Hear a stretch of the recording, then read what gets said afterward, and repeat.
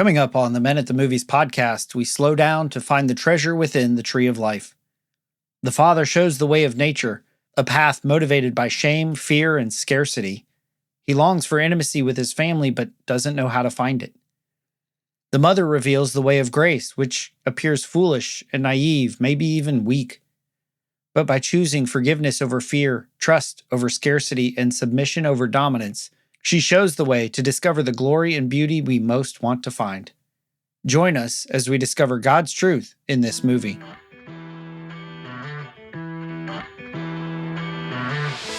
The movies and stories we love are gateways to see ourselves and God in new ways. Every great story borrows its power from a larger story, the story that's written on our hearts and woven into the fabric of our very being.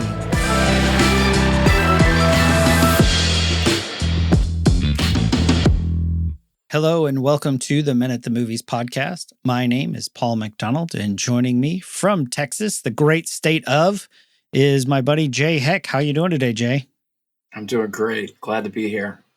Glad we could get connected. It's been a little while. We did the Lord of the Rings series together and Cinderella Man, and we actually got to breathe the same air a little bit last year in Colorado. So it's good to have you back on the podcast and sharing this movie, which I have to admit I had never heard of before you brought it up.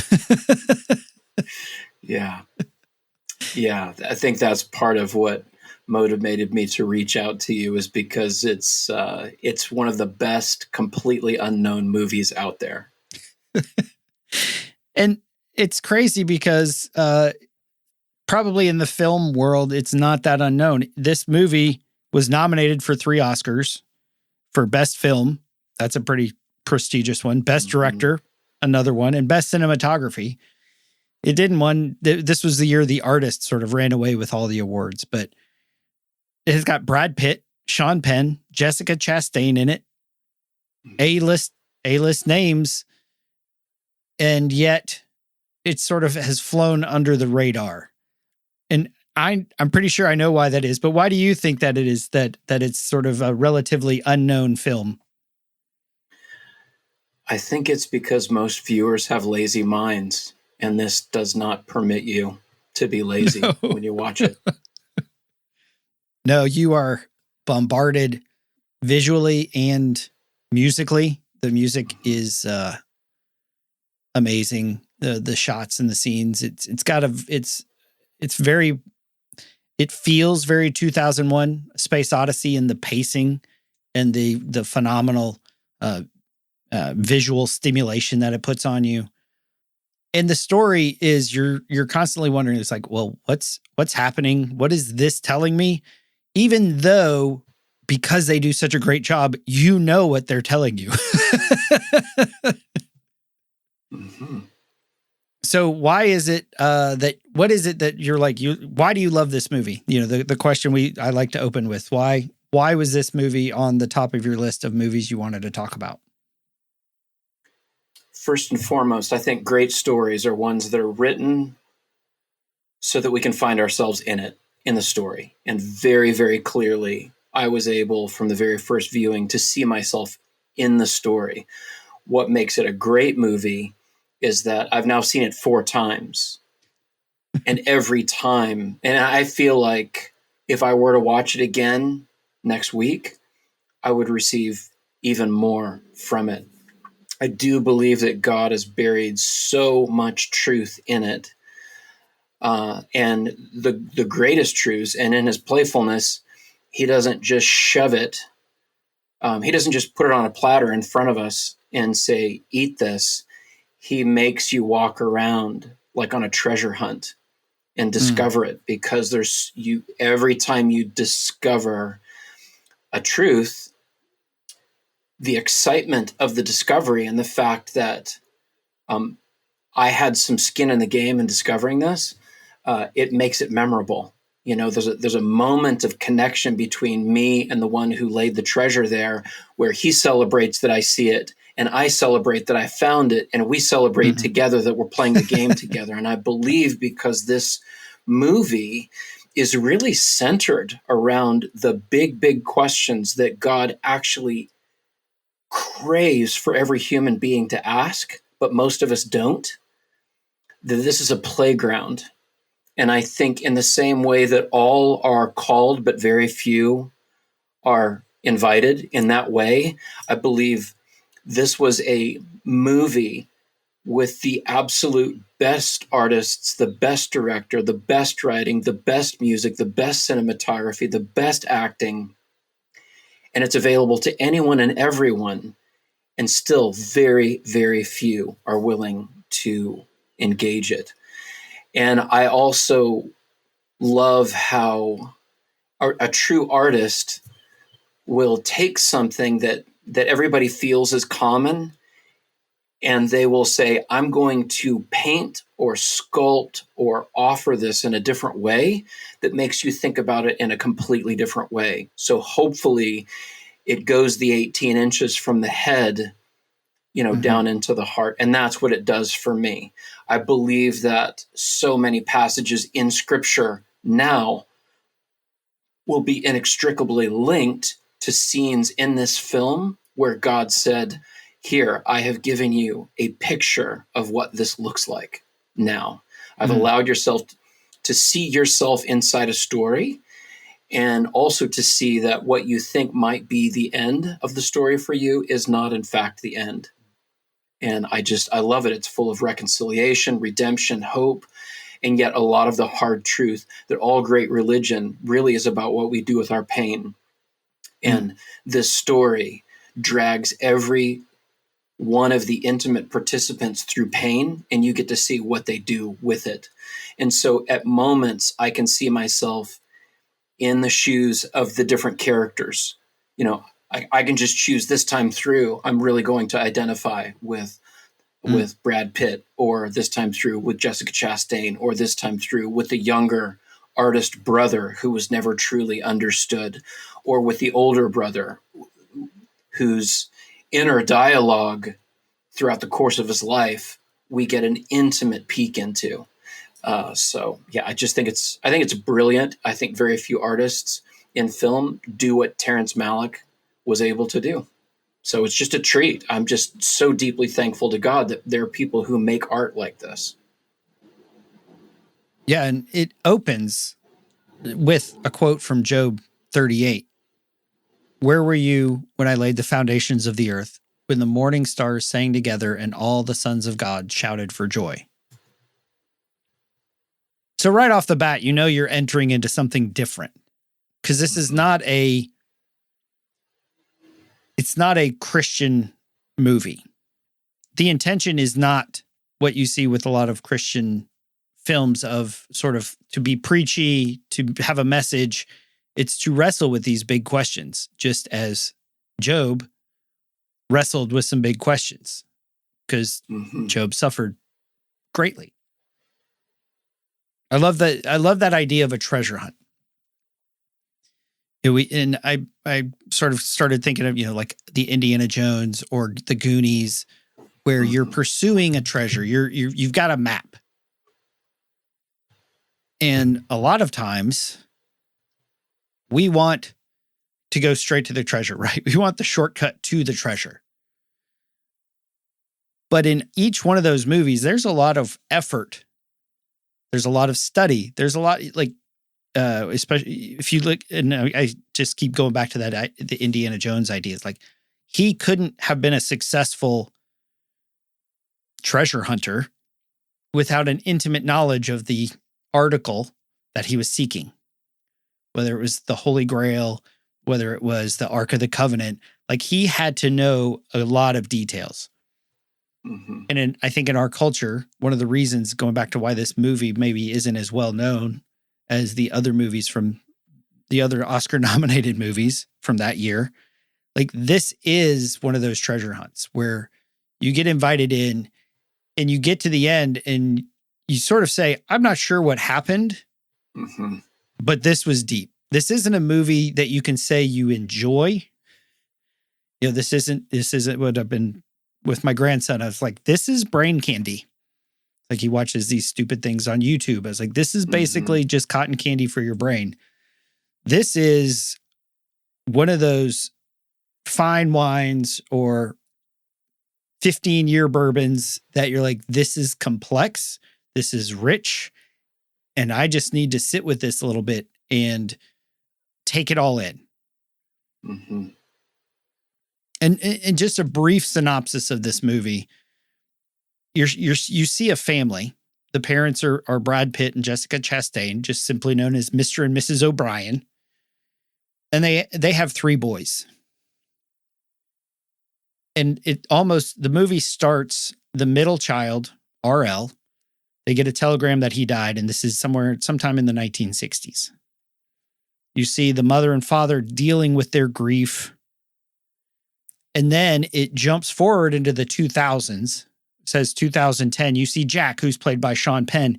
He is the eldest brother who is now looking back and wrestling with these questions of the shaping of his parents, how they each shaped them. And we'll talk about their differences, as well as like wrestling with the loss of his brother, who he felt so close with. And so then the movie goes through sort of his childhood and taking you up back to the end where there's, in a scene that's pretty connected with the event that we went to last year, it's all about the reintegration of his younger parts and all the pieces of sort of coming together in peace, really. Again, that's a, elevator pitch synopsis of this movie. All the nuances and stuff I kind of skim over. But so the first time that you saw this, Jay, because you said each time it's been different, what was your reaction after the first time that you saw this? Well, you and I have both heard the quote referenced by our friend Morgan, which he references from the movie. It's about those firefighters, the wildlife firefighters. We don't see the world. We don't see things as they are. We see them as we are. And so the first time through, it was only the brave. Only brave, yeah. That's another one of those movies that I love going back and watching. First time through it, I didn't really care for it that much, but I had a craving to go see it again, and I'm curious to know why. But the first time through, I felt shame.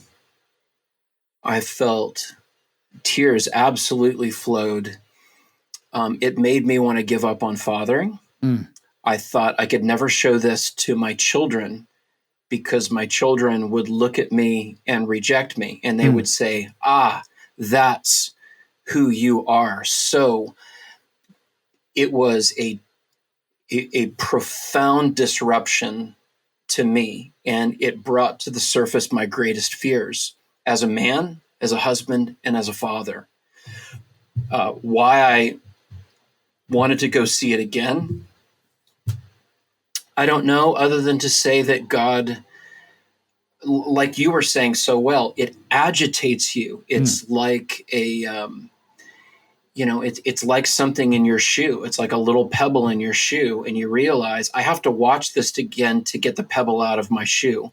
And there's so much beauty that the first time through I didn't understand. I was not focused on all of that, because I was so drawn to the pain that I was experiencing in my own heart as I saw Brad Pitt so brilliantly depict a father who wants to be good, who at times is good, but he's wrestling with how to be good.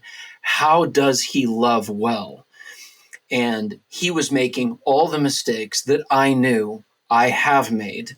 And he was reflecting back to me a lot of the pain that I felt I had growing up, of not knowing which way to go as I grew up, because there was a huge difference in the way that my parents had parented me. And when we talk about this idea of a treasure hunt, having your greatest fears sort of come to the forefront and be named, it doesn't really sound like treasure. But when you think of it as that, as this experience sort of opened within you, Mm-hmm. like that is valuable information. What is it you're most afraid of? Because that reveals a lot of who you are. You know, we like to think, you know, in this Western society that it's all about what are you best at? What brings you joy, right? The whole thing of throw something out if it doesn't bring you joy. We sort of recoil from anything resembling pain, resembling death, resembling loss or fear. And so for those to be surfaced is a treasure because it tells you something, as you mentioned, those big questions. And so, Jay, you had mentioned earlier those big questions. What are the big questions that that this movie sort of dives into pursuing an answer for? You described the story by giving a synopsis of it from the perspective of the characters in the story. You know, it's 1950s. It was a simpler time. I love that they used the South, Waco, Texas, 1950s, because there were clear roles within the household. And that setting allowed the story to play out in a way that was very clean and very clear, right? There was a man's role, and he took that very seriously. There was a woman's role. She took that very seriously. And then there was the children's role. And they wrestled with how to do that, right? Mm-hmm. But if I were to say, what is the story about? I would say this story is about the difficulties and the fruit of two different ways of living life. The opening of the story of the entire thing is if you were to go into eternity past and you were to see the light flame of God before anything was created, and the mother who is the picture of God's grace through the whole story, the picture of love. I mean, you literally, in terms of character, could not get closer to the heart of God than as you witnessed Jessica Chastain. And so she's reflecting on her childhood, where she must have maybe grown up in Catholic school. And it begins by her saying this: the nuns taught us that there are two ways through life, the way of nature and the way of grace. You have to choose which one you will follow. And so in very artistic ways, we get to see that choice played out over and over again. You've got the mother who has chosen to follow the way of grace, and there's pain and disruption that comes with that. And you've got the father who chooses the way of nature, and then you've got the pain associated with that. And then you've got the son who are in the middle of that tension and that conflict, who's absolutely in love with the beauty of his mom, but his dad is actually afraid that his sons will grow up weak. Mm. The father will actually, in private, talk about his mother's naivete. You know, she's afraid, but she trusts in the way of grace to sort all the work out. The dad is afraid, Brad Pitt, but he trusts in strength. He trusts in might. And so you see this clash within their home, and their children bear the brunt of that. And as the children feel and experience pain, they have to decide which way they're going to go, especially since the meek shall inherit the earth. And so you've got this mother figure who looks meek over and over again as she, in her humility, takes her place as this, what feels like this meek housewife that gets run over and over again. And so for a season, the sons actually disrespect her because she doesn't stand up for herself.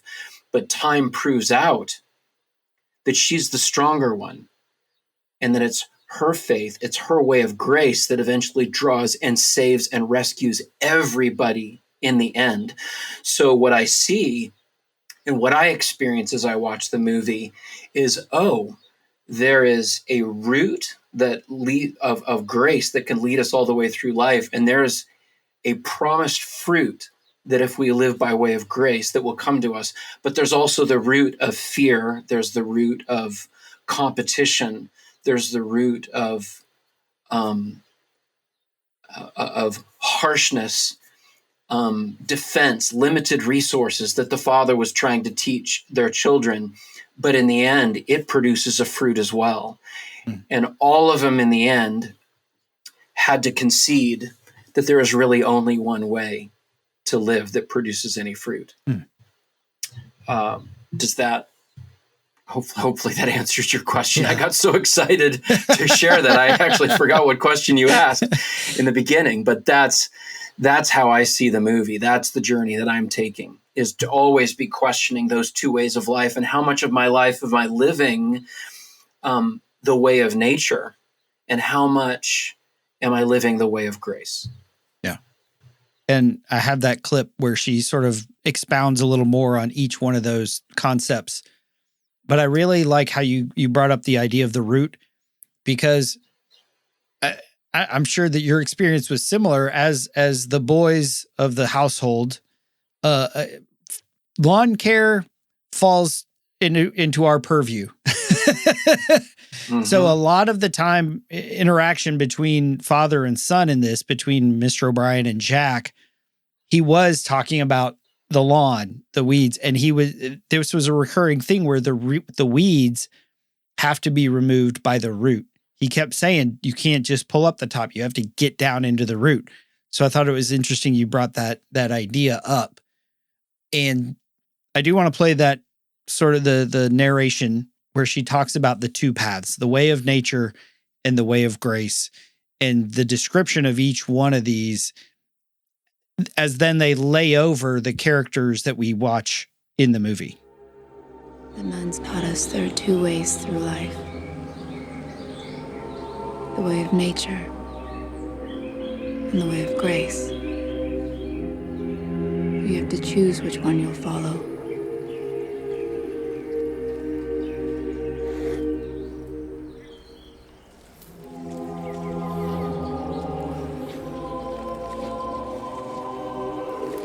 Grace doesn't try to please itself. Accepts being slighted, forgotten, disliked. Accepts insults and injuries.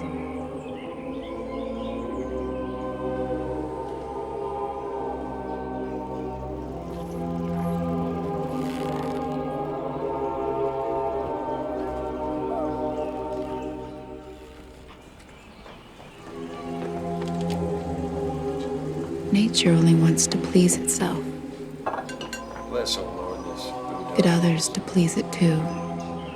your loving and faithful service. Likes to lord it over them, Bless these boys. to have its own way.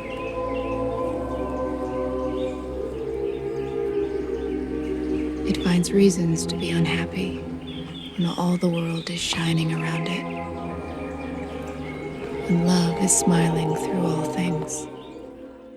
So when you listen to the quote and the different paths that these characters will follow through the depiction of their children's upbringing, what was it that you said brought the shame? As you said, you resonated, you connected with the idea of Brad Pitt's character of the father, the way of nature, and there was a scene later where he was talking about a musician who recorded something like 60 times. And at the end of recording it, he said, well, it could always be better. Like, again, that's the nature, the idea of nature is it can always be better. It's never good enough. And so what was it specifically that you really, that you said the phrase you used was illuminated the shame and brought the tears, and like you said, you didn't even want to show it to your kids? Well, in my own story, when my son was 12 years old, I knew that he and I, within our family dynamic, that he and I needed to branch off from my wife and from my daughter, and he and I had to share a journey together for him to become comfortable and for his masculine soul to be seen and celebrated and equipped. And I felt utterly unable to take my son on that journey. Through this movie, what you see with Brad Pitt, and he does such a great job. I mean, as an actor, I just like him more and more all the time. He's so, so good. What you see, what I did not see the first time through in this movie is that Brad Pitt does so many things well. Mm-hmm. You see him multiple times praying at the dinner table. His prayers are right. He's addressing the God of the universe. He's acknowledging that he's the source of good things. He goes to church. He tithes. He's teaching his sons the hard lessons. You know, he takes them out by himself to be with them and spend that time with them.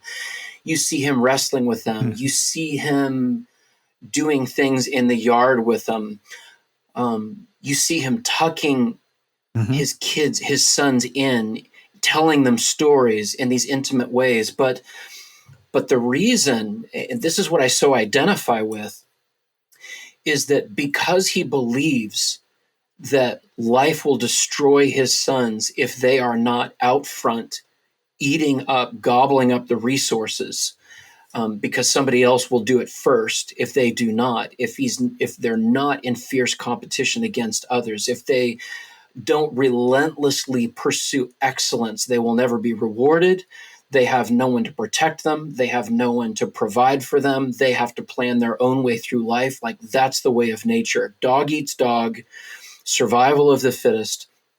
And so he's giving these hard lessons, which are so beautifully illustrated in these moments where he's out in the lawn, in the front lawn, and he's teaching his sons how to punch and when to punch to defend themselves.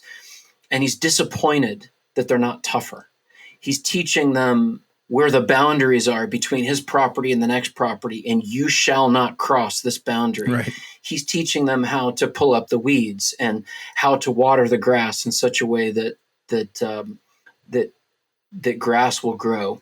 And in this, he's being hard, he's being harsh on their hearts, and he feels shame, and he even feels compassion for his sons that they have to grow up in a world that's so difficult. And so to try and balance that out, he's giving these little pieces of himself almost as the morsels of his true self.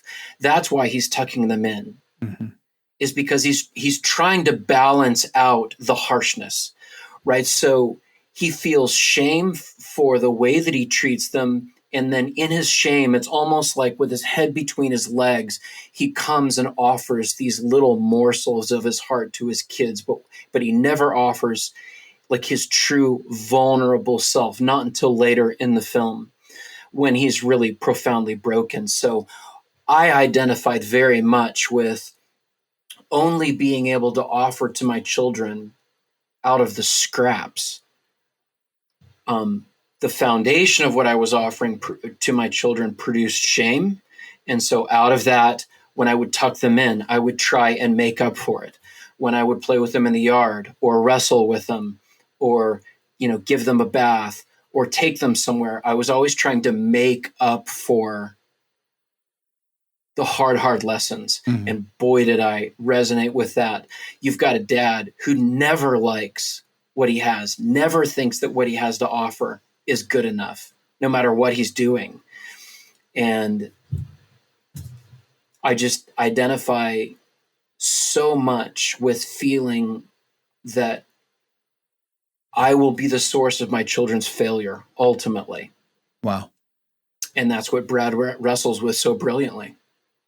So much so that he even has to protect them from their mother and her way of believing things. Even throwing her under the bus when she's actually the rescue. She's actually the wisest way in the world to make it through life. It's the weaker things that God honors. And in the end, we see that, but not in the beginning. And I couldn't see that first time through, how brilliant she was and how strong she was. He was the weak one who was trying to be strong. we love these complex characters because in so many movies you get, the older son, he would look back and see a dad who was constantly drinking, beating him, bad in every way. But Brad Pitt's character, as you mentioned, it's like an ambivalent character. He does some things that you're like, oh man, like scenes that are painful to watch. But at the same, they're playing with sparklers, they're playing in the yard with a hose, they're going to the pool. Like he's engaged in doing stuff. So he's, as all of us, have moments that we are appreciate and thankful for, and moments that we regret and wish we could take back. And that idea, the idea of nature. In nature, you're either prey or a predator. And there's no room for grace in the wild kingdom, right? Right? If you're watching Safari Africa, it's kill or be killed. And there's some times that he gets the boys away, and he shares what he thinks about the mother and tries to prepare them for the future. And so I want to play that. It's sort of two clips spliced together. But this idea, you've got nature on the one side. And again, if you start to spiritualize it, we have a nature. We are born with a sin nature. We have a certain way that we're bent to do things, where we're trying to grow. We're trying to do it on our own, in our own strength. And the way of grace, as you mentioned, looks foolish. It looks weak. And I'm just reading N.T. Wright's exposition on the New Testament. And today I was reading about the Pharisees versus Jesus. It's like it wasn't, they both saw the coming kingdom. But the problem was the Pharisees had a very different view of how it would happen. Like they said, the kingdom's going to come, Israel's going to be restored by maintaining the laws in our own strength, by the way of nature, right? And so Jesus came and said, no, it's by the way of grace, which is I think it's in 1 Corinthians where it says God uses the foolishness of this world will be wise, or it's something like that. So here's that clip of what he's saying, the nature's view and reaction towards the idea of grace. Your mother's naive. It takes fierce will to get ahead in this world. If you're good, people take advantage of you.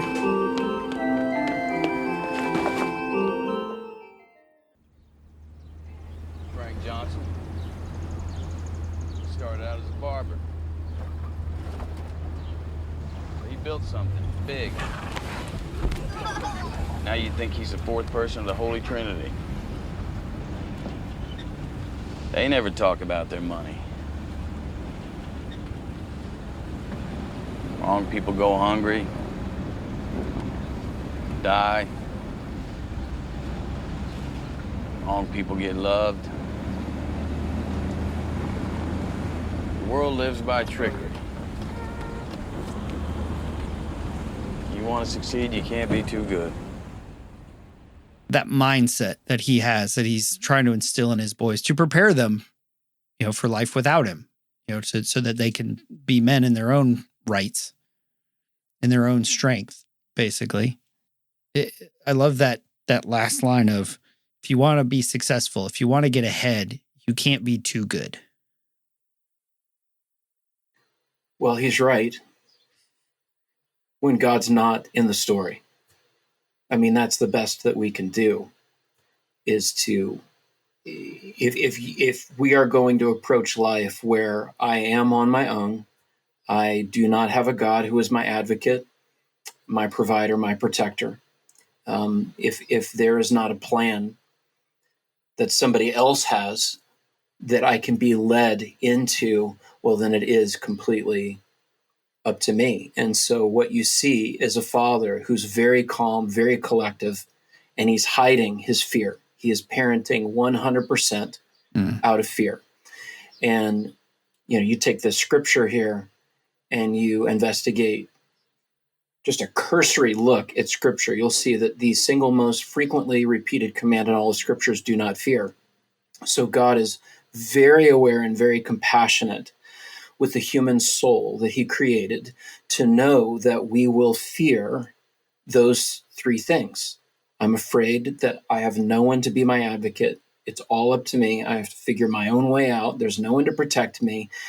And so we do really, really stupid things in competition, and we live the way that the world does. And as a result, we have wars and we hurt one another, and we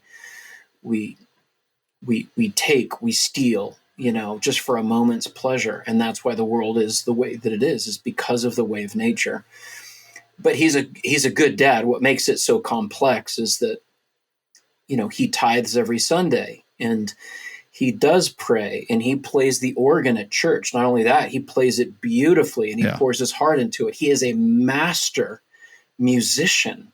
He is an artist, right? So you can see all of the goodness of God in him, but it is utterly squashed by fear. As if you take this brilliant character and this incredible man that God had created, and you stick him in a cookie jar, and you put the lid on top very, very tight. And so he's this brilliant, beautiful man that you can tell, like, there's a reason that this woman of grace fell in love with him. But as the pressure rises and responsibilities rise, like it does with all men, what's really going on the surface in our inner strategies, they can't stay inside. They get revealed, right? So a man who probably was very lighthearted and easygoing when they first got married, once kids start coming along, and you see he's a brilliant father when he's young. It's when the boys, there's this moment in the film where the boys are outside playing and their innocence has not yet been lost. And the mom's out on the front porch, and she's got her hands on her hips and she's got her apron on. She's finished cooking, and there's this beautiful home, and she's calling them in and she's joking with them. They're hiding behind a tree, when mom's calling. And the dad is looking at the paper, and he's not outside with them in that moment. He's listening, and he's hearing the laughter, and you can see that a switch goes on in his mind.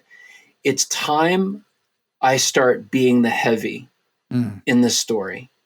It's time that I start teaching them the way to live. And after that moment, that's when all of his harshness, his hardness, his lessons begin coming, and you see this distance growing between him and his boys, and his shame begins to escalate, and the shame in the boys begins to escalate as well. And that's when you begin seeing all this tension at the dinner table, which you see 3 different dinner table scenes, all of which get progressively worse Right. As time goes on. Right. Yeah. As he lives out and begins to experience the fruit of this philosophy that he's teaching his kids that you just captured in those those clips. Yeah, it's interesting. One of those, he asked Jack, hey, bring my lighter to me. And it's like 5 feet from him. And he brings it over. He's like, no, come give me a kiss. And then he asked, do you love your father? And then it's interesting later, he gets mad at Jack because he's like, you don't call me dad, you call me father. Like this idea of keeping them at arm's distance, while inwardly he still craves their love, their relationship. Like, it's almost like he knows that his behavior is pushing them away, but he doesn't know how to do anything different. Yeah. That's the scene that cracked me, is where he's reading the paper and he wants to get his pipe and he wants to connect with his son. So he's demanding his son do something to show submission to his father, because that's the way the world works, is you have to show authority, proper respect. But he's demanding that the son validate him. And that when he asks the question, do you love your father? That is the question that I, at times, want to force my children to answer. But what I know is that if I demand an answer from them, I can't trust that it's from the heart. It was that moment, Paul. I really appreciate you bringing that scene up. That's the one that absolutely broke me. Like what was encapsulated in that scene that cracked through your heart as a father? I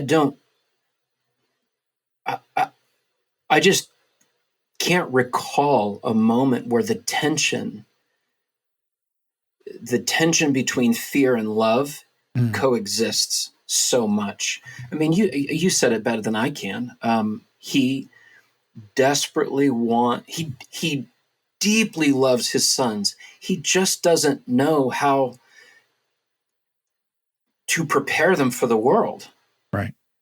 He does not know how to do it. And so you see him putting himself in the home, in the place of God. Serve me, do this thing, when I say it, how I say it. In that moment in the yard, he says, do not call me dad. You will address me as father. It's like a demanding of respect. And so he's caught in that, thinking that that's going to solve the problem. It's going to put his kids on the straight and narrow. But what the kids crave and what he craves is intimacy. And all that fear is getting in the way.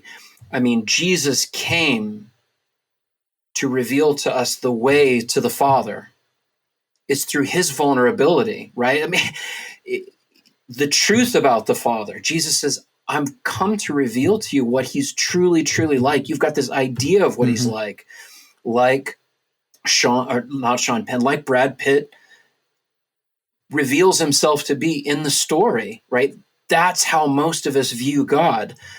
When he's, through Jesus, he said, that's not what I'm like. I'm actually more like the mother, full of grace, full of love, full of truth. And you want to know the way through life? Follow your mom's path, not the dad's path. So thank God Jesus came and he says, hey, if you've seen me, you've seen the Father. If you've seen how I deal lovingly with people, how I open myself up, you've seen the Father. What a rescue that is. But I saw myself in the living room in that scene many times in my life, getting my kids to obey me because I thought that's what they needed. They needed to learn respect in anticipation that they would be serving bosses that would demand that of them, and that they would be overlooked or that they would be discarded if they did not learn proper respect for people. It's interesting the boy's response, young Jack's response when his dad says, don't call me dad, you call me father. You see this tension as he's working things out in his head. He's like, it's your house. You can kick me out whenever you want. You'd probably just like to kill me. And for a young man, and it doesn't say how old he is. He's probably early teens, maybe 12. Certainly not older than 15, I would think. But that, like, and again, going back to that is how we experience the Father. We're waiting for that shoe to drop. We're waiting to get kicked out of the house because we know how screwed up we are. And that's what some of this movie shows is Jack knows how screwed up his dad is. He's like, you're yelling at me at stuff for stuff you're doing. Like as boys deal with that, seeing their father as hypocrites and, and all that stuff. And Brad Pitt's character, Mr. O'Brien, he doesn't respond. But you see in that moment, you're like, because when you've gone that far, like he, as a father, knows, he's like, that is not my heart for you. I can't believe you feel that way. And I have no idea how to fix it. Because what it would take to fix it would require grace. It would require forgiveness. It would require what he views as weakness. And so I want to play this last clip of where he's broken, where Mr. O'Brien's broken. He gets let go from the factory that he's been working at. And again, the whole idea of nature, the things that he says is, like you've even mentioned, he's like, I never missed a day of work. I tithe every week. It goes back to that wrestling with the question of why do people suffer? And it ends with Jack's voice narrating and saying, I still wrestle with this. I wanted to be loved because I was great. A big man. I'm nothing. Look, the glory around us. Trees and birds. I lived in shame. I dishonored it all and didn't notice the glory.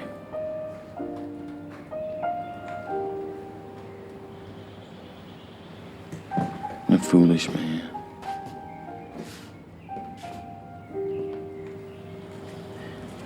They're closing the plant. They gave me a choice. No job. Or transfer to a job nobody wants.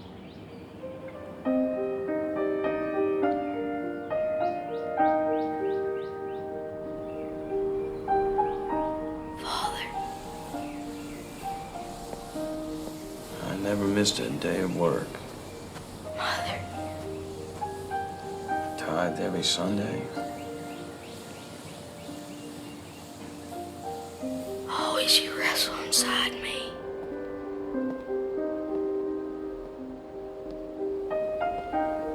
Always you will. And it reveals his, like you said, his greatest fear.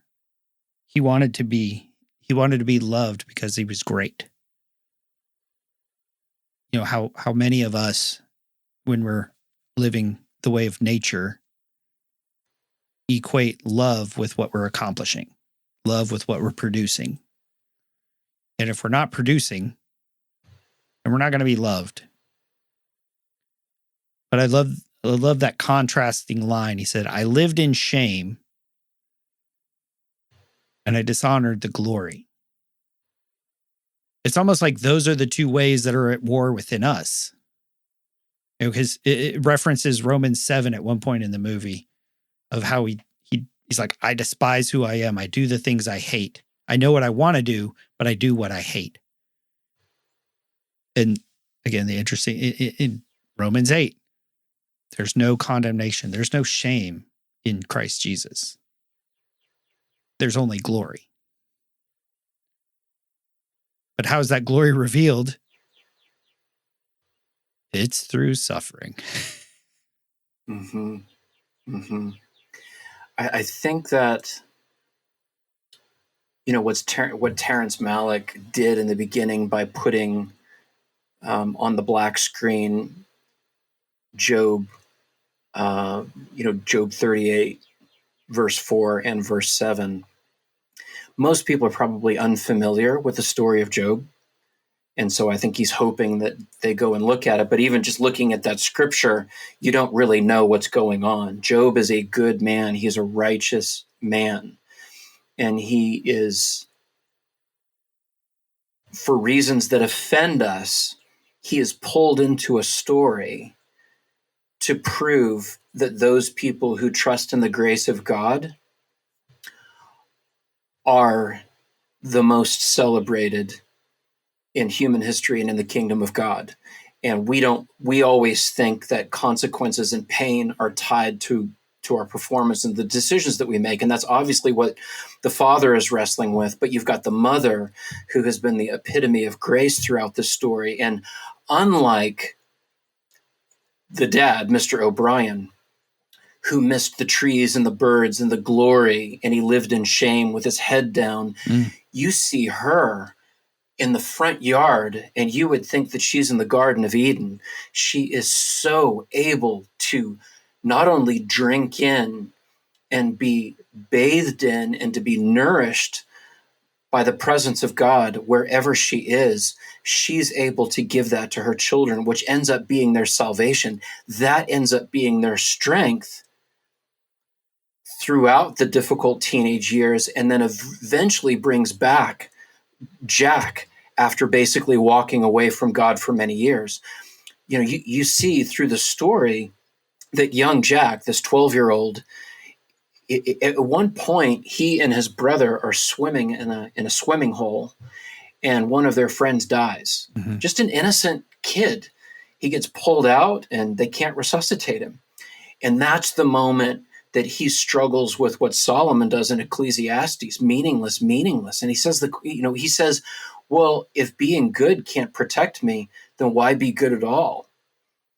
And that's when he goes into this journey, which I deeply relate to, where he starts being mean to other kids. Mm. He starts beating up on his brother. He starts hurting and testing the limits of everything. He starts experimenting and having lustful thoughts about the woman next door, and even breaks into their house. And that's when he begins thinking about his father's murder. Like the entire world breaks down for him. And you see his father's response to it, his mother's response to it, and now he's caught in what I think all of us would recognize is the dilemma. Do I follow the way of grace, or do I follow the way of nature? And will either of them produce? How do I save my soul? Do I need to save my soul? And then after a while of doing this, and yelling at his mom, who has always been the picture of God to him. Like that moment that he screams at his mother, I think that's the lowest moment in his life, because he does the unthinkable. The most beautiful character, the most life-giving, the source of life in his world, he eventually turns to her and says, I don't have to listen to anything you say. You're nothing. You let dad walk all over you. And that's another source of incredible shame, because what have my kids thought when I've walked over my wife, But she describes the way of grace as one who just takes the blows and does not yell back. She doesn't say anything, and you think that's weakness, that she doesn't fight back, that she doesn't validate her response, but she doesn't. She just lets God take care of it, and eventually he comes back to see her as the strong one in the whole thing. But he goes on, he goes on this terrible journey of discovery, and he has to learn for himself how he's going to live life. But there are these moments in the story where you see him by himself in his room praying to God, and that his mother taught him how to do that. That in these moments where he's doing these mischievous things on his own, his mother's voice is inside his head, and she's taught him to pray, and he's having a conversation with God. And later on, he's like, God, where did I first meet you? What are you really like? Where do you live? These are the huge questions that we're all asking. At one point in it all, well, these are the big questions. What matters? Is God there? What's he like? Does he see me? Why does he allow bad things to happen? Why does he not fix things that are broken? Is it even worth it to be good? How can I protect myself from pain? Like, these are the big questions, and every single one of them are spoken at some point, either verbally or in the mind of one of these three characters as they experience pain. And that's why it's such a rich invitation for a viewer to go through it and to be young again and to ask those questions which we have just simply buried inside. Just like a treasure. Yes. Yeah. Those questions are questions that no one can answer for you. It's like they are buried. I love that you use the word buried. And we go back to that idea of a treasure hunt. Because just like this movie, and this movie reveals things slowly. Like, basically, this movie, she's struggling with her grief, and she's asking God where he is, and it goes back all the way to creation, and it sweeps through, starts with their, and even for their, when their relationship between Mr. and Mrs. O'Brien began, their courtship. In that way, their story is being revealed, just like our story is being revealed. But you've got to be willing to go through and sit. As you could hear the music from these clips, it is a very slow pace.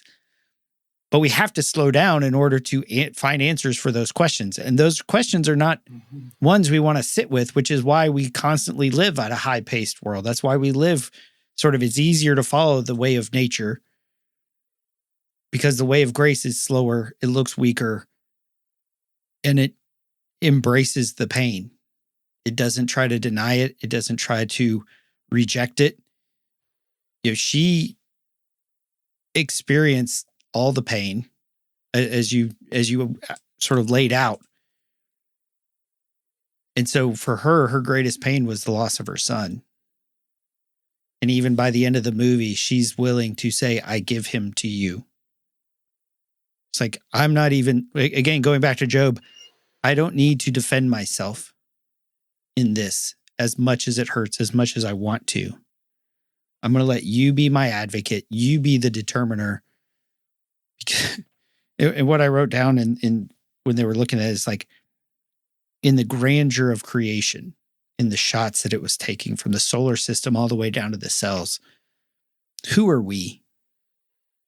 Like these infinitesimal beings in the big scheme of things.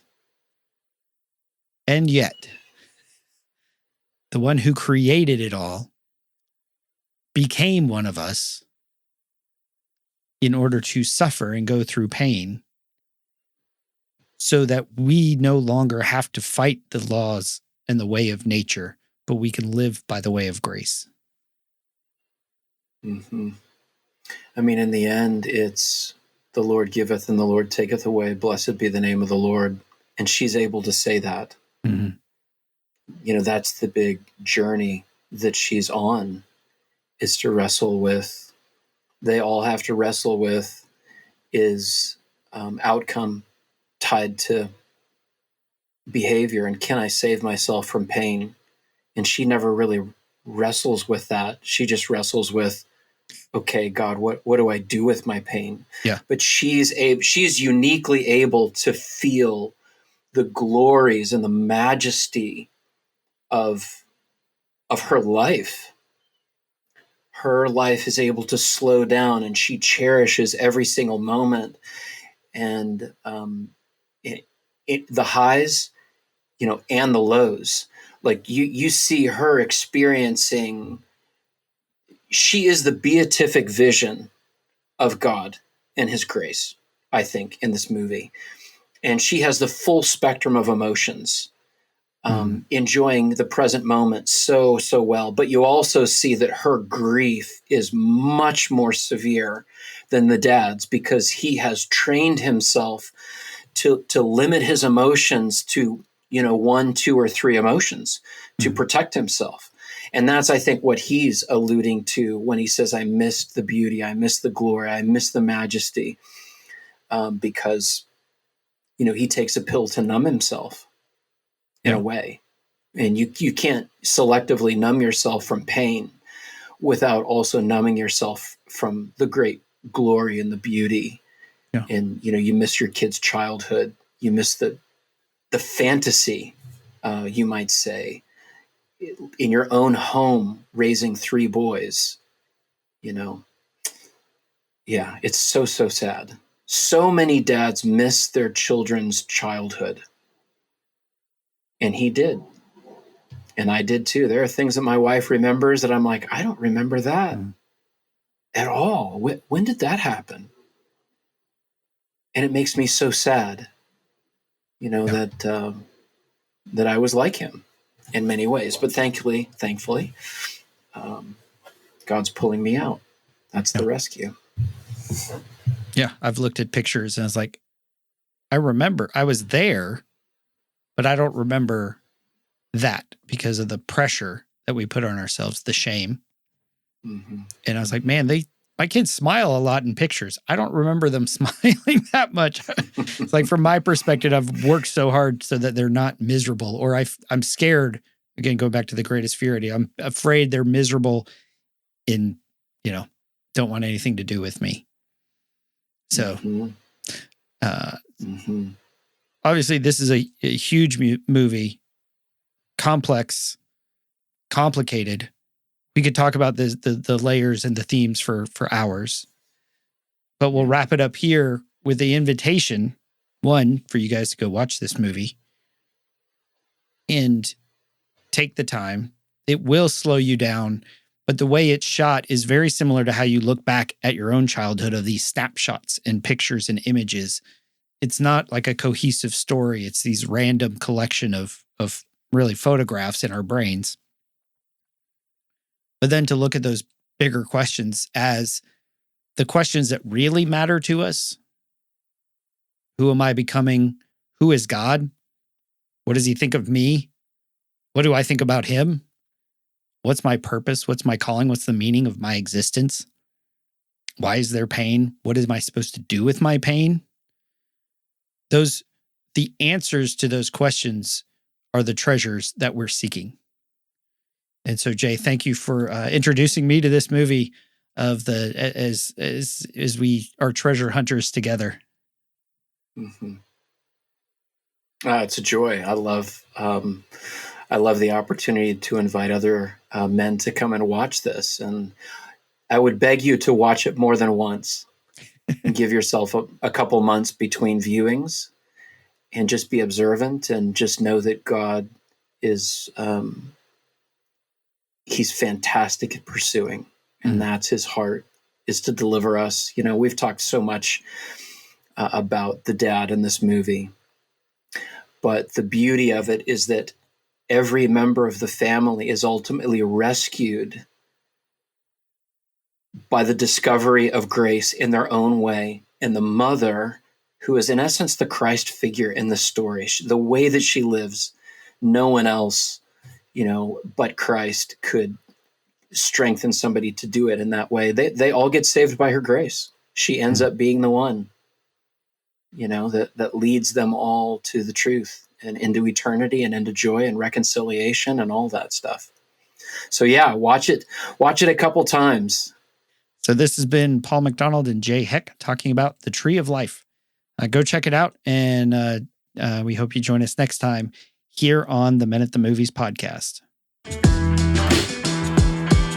Something inside has been awakened. I can no longer be who I was before. But if I am no longer who I was, who am I to be?